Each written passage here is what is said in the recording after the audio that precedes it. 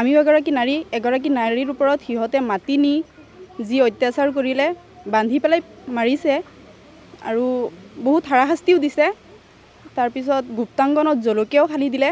সেইটো আমি এগৰাকী নাৰী হৈ আমি পূৰা লজ্জিত হৈছোঁ। পূৰা আমি গাঁওবাসী মানে লজ্জাজনক ঘটনাই হৈছে আমাৰ গাঁৱত যিহেতু হৈছে। আমাৰ গাঁৱত যিটো ঘটনা ঘটিছে এয়া ঘটনাৰ মানে ওপৰত লক্ষ্য কৰি এতিয়া আমি ক'ব বিচাৰোঁ যে আমি এতিয়া নাৰীবিলাক সুৰক্ষিত নহওঁ।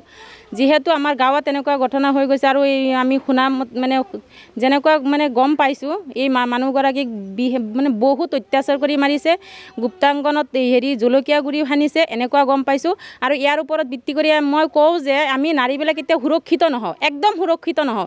আমি চৰকাৰৰ ওচৰত মানে এইটোৱে মানে আবেদন কৰোঁ যাতে আমি নাৰীবিলাক সুৰক্ষিত হ'ব লাগে, আমাক সুৰক্ষিত দিব লাগে। মাকো মাৰিছে, মোকো মাৰিছে, জলকীয়া লগাই দিছে।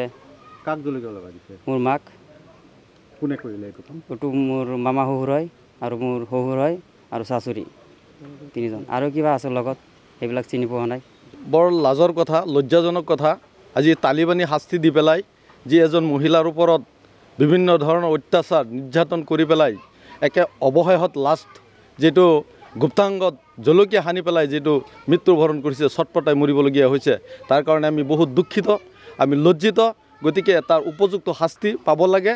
তাৰ কাৰণে আমি দয়ালু আমাৰ অসম চৰকাৰ মাননীয় মুখ্যমন্ত্ৰী হিমন্ত বিশ্ব শৰ্মালৈ আমি অনুৰোধ জনাইছোঁ, তাৰ উপযুক্ত নাৰী সুৰক্ষিত হ'ব লাগে।